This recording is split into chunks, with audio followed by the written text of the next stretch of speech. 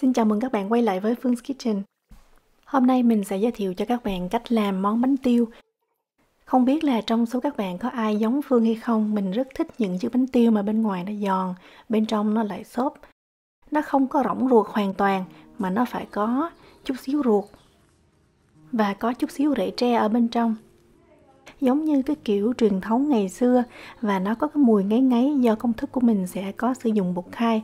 Và đặc biệt hơn nữa là bánh tiêu ngày hôm nay của mình sẽ sử dụng hoàn toàn bằng men tự nhiên, mình không có dùng men công nghiệp,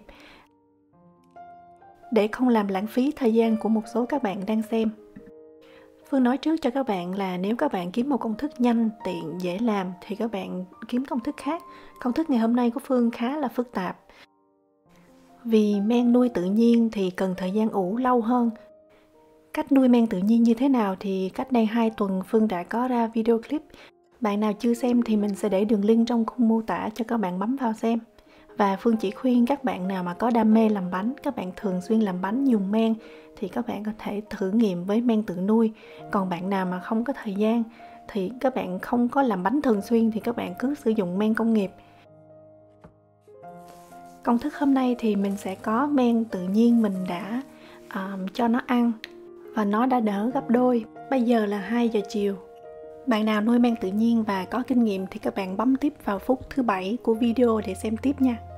Còn bạn nào muốn biết cách Phương cho men ăn như thế nào thì mình sẽ tua ngược trở về tối ngày hôm trước. Mình nuôi men và sẽ có một cái phần men nhỏ để trữ trong tủ lạnh. Khi mà mình cần làm bánh thì mình sẽ lấy ra từ trong tủ lạnh. Quan trọng là mình sẽ không có dùng cái men này mà làm bánh trực tiếp, mà mình phải kích hoạt nó để cho men thức dậy. Phân lượng men mà mình sẽ sử dụng trong công thức là 75 gram. Có nghĩa là các bạn sẽ dùng từ cái men tổng này nè. Mình sẽ trích ra một phần. Mình cấy làm sao cho cái lượng men của nó đủ để mình sẽ sử dụng. Có nghĩa là mình sẽ lấy tỷ lệ 1:1, 30 gram men, 30 gram nước và 30 gram bột. Thì mình sẽ có tổng cái trọng lượng là 90 gram. Nhưng mà mình sẽ dùng 75 trong cái 90 này. Do Phương nuôi cái men này rất là lâu, mình biết tính cách của nó, mình biết là men sẽ nở gấp đôi trong vòng chỉ cần 5 đến 6 tiếng. Lúc đó là tầm 3 giờ sáng, nhưng mà mình không thể thức dậy lúc 3 giờ sáng để làm bánh. Cho nên Phương sẽ gấp đôi cái lượng thức ăn cho men. Mình sẽ nuôi không phải tỷ lệ 1:1 nữa mà là 1:2. Tức là 30 gram men, 60 gram nước và 60 gram bột. Phương giải thích dài dòng để cho nhiều bạn hiểu tại sao mình nuôi tỷ lệ 1:2. Thực ra là mình nuôi tỷ lệ nào không quan trọng, 1:1, 1:2, 1:33 gì cũng được. Nhưng mà cái quan trọng là tỷ lệ nước trên bột nó vẫn giống nhau, vẫn là 100%. Có nghĩa là lượng nước bằng lượng bột. Còn các bạn nuôi tỷ lệ nào thì nó phụ thuộc vào thời khóa biểu của bạn. Nếu các bạn nhắm chừng là men nở xong gấp đôi trong vòng 5 tiếng, 6 tiếng, lúc đó mình có thời gian làm bánh thì mình sẽ nuôi 1:1. Còn nếu bây giờ mình đi ngủ, mình không có thời gian làm bánh thì mình sẽ nuôi tỷ lệ là 1:2. Còn nếu mà sáng mình dậy đi làm, chiều mình mới về thì mình sẽ nuôi cái men này tỷ lệ 1:33. Làm bánh bằng men tự nhiên nó khó ở chỗ là mình phải biết cái lịch sinh hoạt của mình, phải biết cái thời gian và biết tính cách của men của mình nó cần bao nhiêu thời gian để nó nở gấp đôi.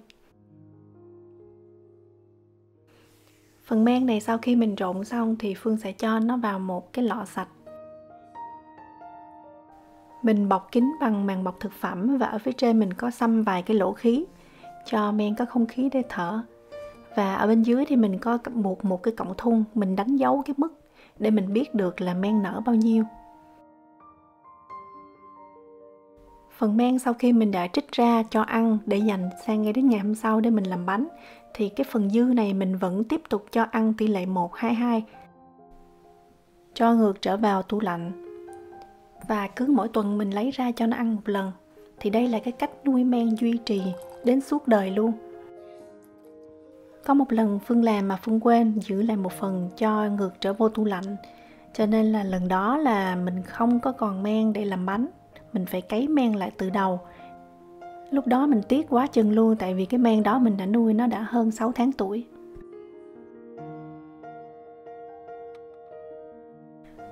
Bây giờ là 9 giờ sáng ngày hôm sau. Cái men mà tối hôm qua mình đã cấy tỷ lệ 1:22. Sau đó mình đi ngủ.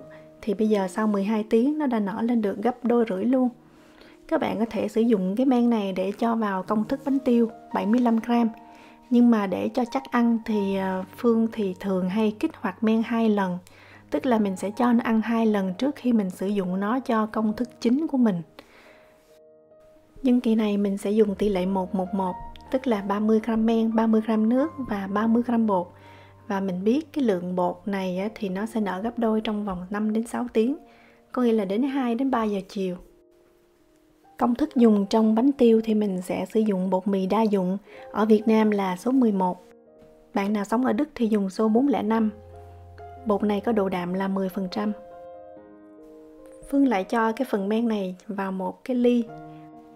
Tùy độ khỏe của men và cũng tùy vào khí hậu nơi bạn ở thì trung bình với tỷ lệ 1:11 thì men sẽ nở trong vòng 4 đến 5 tiếng. Bên Phương nhiệt độ phòng hiện tại là 26 độ C. Dấu hiệu men nở khỏe sẵn sàng cho công thức mình sử dụng thì là nó sẽ nở gấp đôi rưỡi luôn. Các bạn nhìn thấy là ở trên bề mặt men nó sẽ có những cái bọt khí nhưng mà nó chưa có sụp. Khi mà men nở quá lố, nó đói thì nó sẽ sụp xuống, thì cái đó là dấu hiệu men là yếu đi nha. Còn cái phần men thừa này thì mình sẽ không có sử dụng nữa, tại vì ở trong tủ lạnh mình đã có trữ một phần men rồi. Đây là cái tiếng trong ngành người ta gọi là men gạt, discard starter. Thường là mình sẽ phải bỏ đi thôi. Bạn nào quan tâm Phương làm gì với cái phần men dư này thì các bạn có thể xem ở phần cuối video. Bây giờ thì mình sẽ trở lại với cái phần công thức chính bánh tiêu của mình, để đỡ là mất thời gian của các bạn.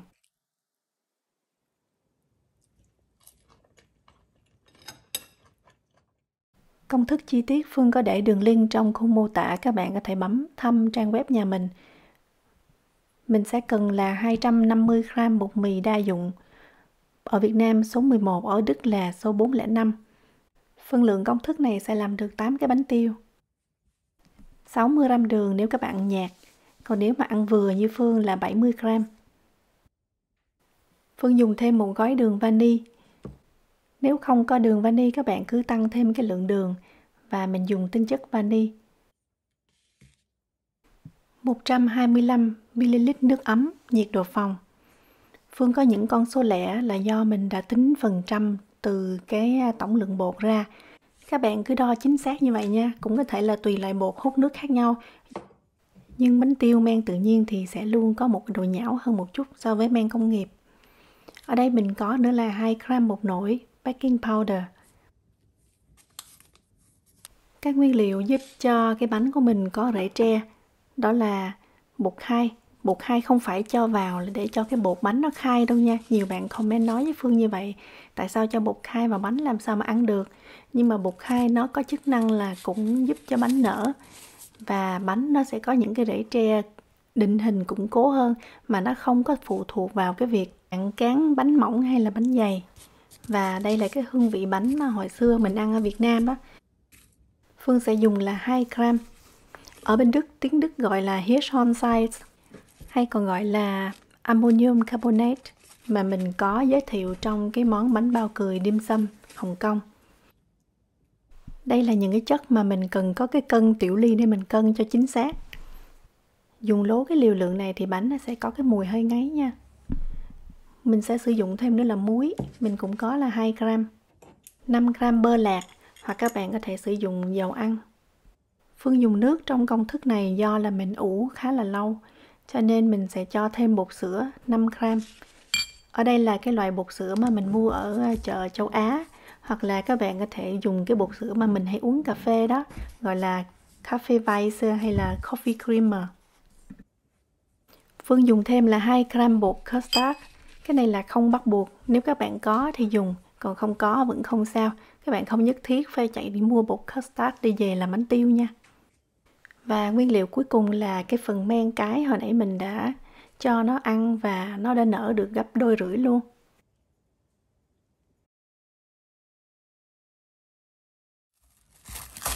Phần men này mình đã nuôi được từ 30 gram men, 30 nước, 30 bột thì nó sẽ là 90, nhưng mà mình chỉ sử dụng 75 gram nha. Các bạn nhớ là luôn phải trộn cái phần men này lên thật là đều. Sau đó mình sẽ cho vào cái au nhồi bột 75g. Phương cho tiếp cái phần đường này vào đây. Tiếp theo là đường vani. Đánh tan phần men này với đường. Tiếp theo là mình cho nước, nhưng các bạn nhớ chừa lại 1 muỗng cà phê để mình pha với cái phần bột khai. Bột khai thì luôn cần chút xíu chất lỏng để nó hòa tan trước khi mình cho vào cái phần bột chính. Mình mới cho tiếp các phần bột khô như là bột sữa, bột custard.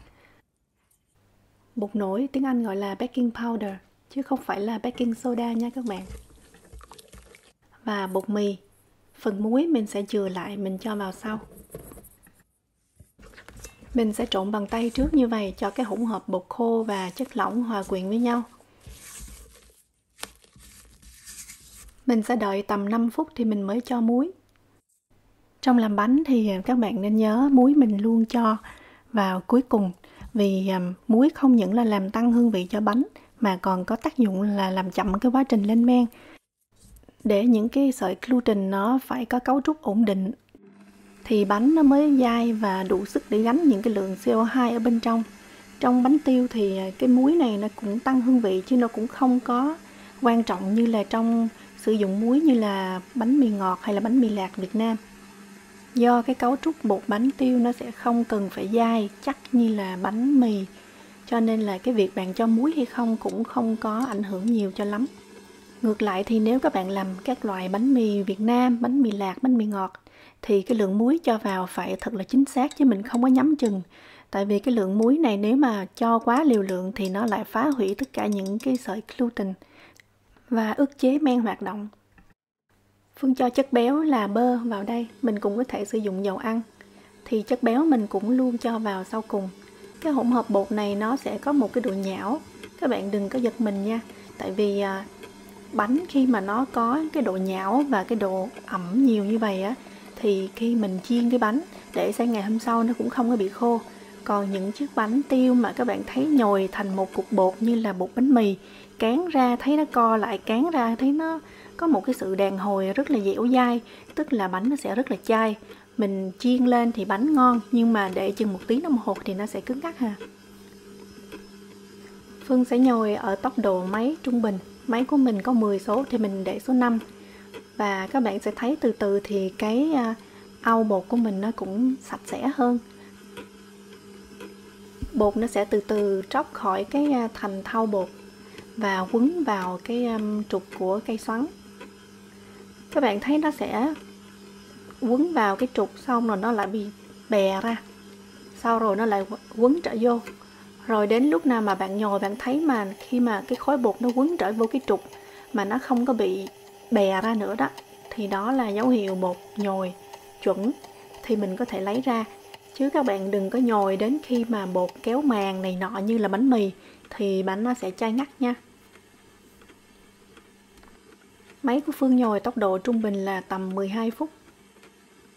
Khối bột này chỉ cần đạt độ dẻo, mịn, khi mà sờ tay thì mình thấy bớt rít và không có bị quá ẩm ướt là được. Phương sẽ dùng một cái tô thủy tinh thoa chút xíu dầu ăn.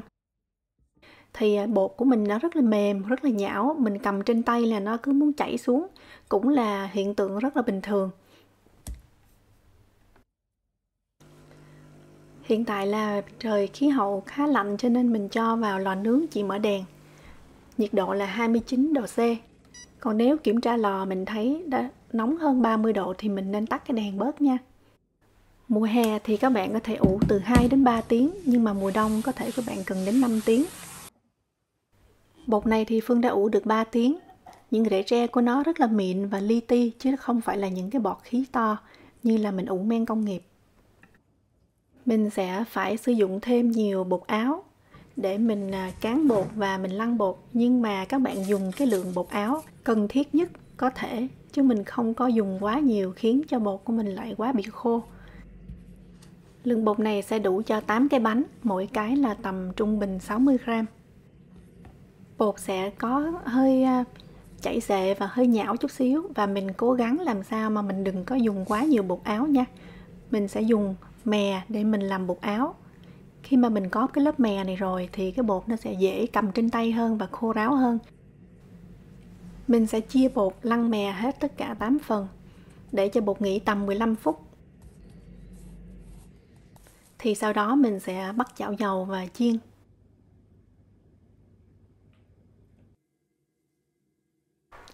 Sau khi bột nghỉ tầm 15 phút, các bạn cũng có thể cho bột nghỉ 30 phút cũng không sao.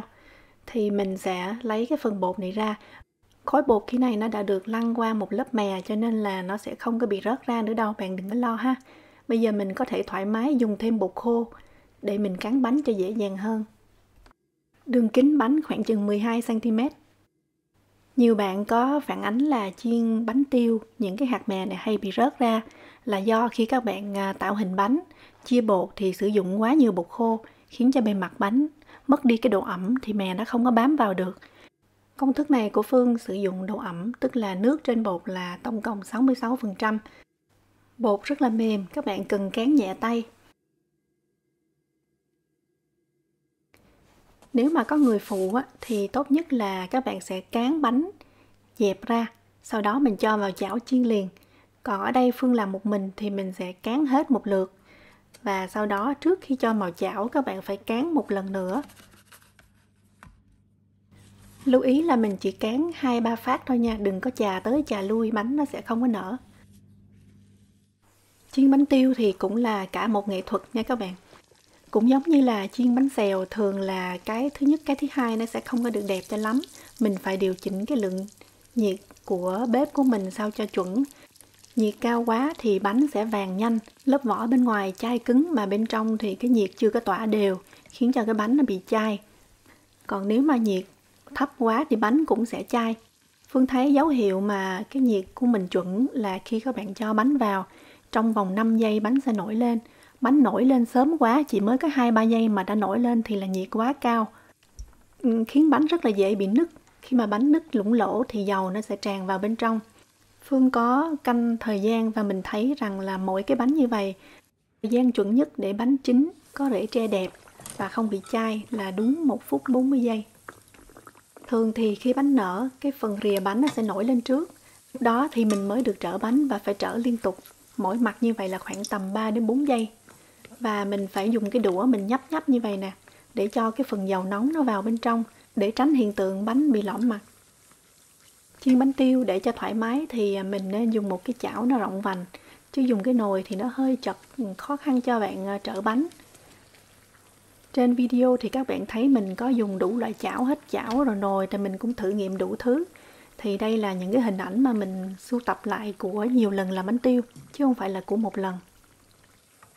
Không biết là có bạn nào ghiền chiên bánh tiêu như Phương không? Thích lắm các bạn. Cái khó nó cũng nằm ở chỗ là cái bột này rất là mềm, mình phải rất là nhẹ nhàng. Tuy là mình cán rất là tròn, nhưng mà khi cầm trên tay và cho vào chảo thì nó cũng hơi bị méo mó chút xíu. Và trong lúc chiên nó nở ra không có được tròn vo như là ý của mình muốn. Nhưng mà bù vào đó là bánh sẽ rất là ngon. Khi bánh cán mỏng ra thì cái khó là mình làm sao mà mình cầm lên tay và cho vào chảo. Phương sẽ dùng cái bảng bẹt như vậy, mình sẽ xúc bột khô từ ở ngoài rìa vào bên trong. Cách này giúp cho bánh không có bị dính. Các bạn cầm trên tay như vậy và mình sẽ cho vào chảo nóng. Khi dùng đũa mình cũng cẩn thận là cái đũa không có thọt lụng cái bánh nha. Khi mà bánh có cái lỗ hơi thì nó sẽ bị xì và dầu tràn vào bên trong, bánh sẽ bị ngấm dầu. Phương thấy có nhiều bạn nói nhiệt chuẩn nhất khi mà chiên bánh tiêu là 190-180 độ C. Phương thấy là cái nhiệt đó là hơi thấp. Đối với mình đo là tầm 200 đến 210 độ C lận. Mình cũng có thể dùng cái sạn và nhẹ nhàng đưa bánh vào chảo. Khi cho bánh vào thì mình cố gắng làm sao cho miếng bột nó từ từ nó tuột xuống, chứ mình không có quăng vào chảo dầu nha. Trên màn hình các bạn xem là cái nhiệt này là hơi thấp, 180 độ C, thì bánh nó nổi lên khá chậm và cũng khiến cho bánh chai, bánh không có nở được.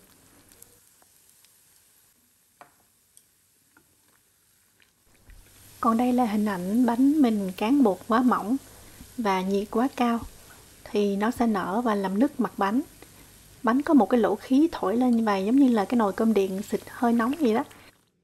Còn ở đây là Phương chia sẻ thêm những cái hình ảnh mà mình làm những chiếc bánh tiêu mini, thì mình thấy tiện cho những cái bữa tiệc, tại vì nó sẽ dễ ăn hơn, giống như là một món tráng miệng. Chứ mà nếu mà các bạn làm một cái to đùng như vậy á, là khách rất là khó ăn, ăn một cái bánh tiêu là no khỏi ăn gì luôn. Nhất là những em nhỏ thì rất thích những cái loại bánh tiêu nhỏ nhỏ như vậy. Bây giờ mình sẽ cùng ngắm thành phẩm bánh nha. Bánh do nó có chút xíu ruột cho nên là các bạn để sang ngày hôm sau nó vẫn không có bị xẹp và nó sẽ vẫn còn căng tròn. Bánh này có liều lượng bột khai là 2 gram. Trong thời gian ủ thì cái mùi bột khai nó cũng bay đi rất là nhiều. Sau khi chiên thì các bạn sẽ thấy là nó sẽ không có còn nhiều cái mùi bột khai, mà chỉ hơi thoảng thoảng nhẹ thôi. Phương rất là ưng ý với cái công thức này, tại vì nó làm cho mình gợi nhớ đến những chiếc bánh tiêu mà mình ăn ngày xưa ở Việt Nam. Đây là bánh bò mà mình cũng đang trong thời gian thử nghiệm bằng men tự nhiên. Nếu bạn nào có quan tâm hoặc là trong quá trình làm có gì thắc mắc, xin cứ để lại bình luận, Phương sẽ hồi âm sớm nhất. Phương sẽ cố gắng thử nghiệm và lần lượt cho ra các công thức bánh dùng men tự nhiên. Kênh của Phương 70% vẫn là ẩm thực Hàn Quốc, 30% là các món bánh, đó là niềm đam mê của mình. Phương cảm ơn các bạn đã theo dõi và hẹn gặp lại các bạn trong video clip tuần sau.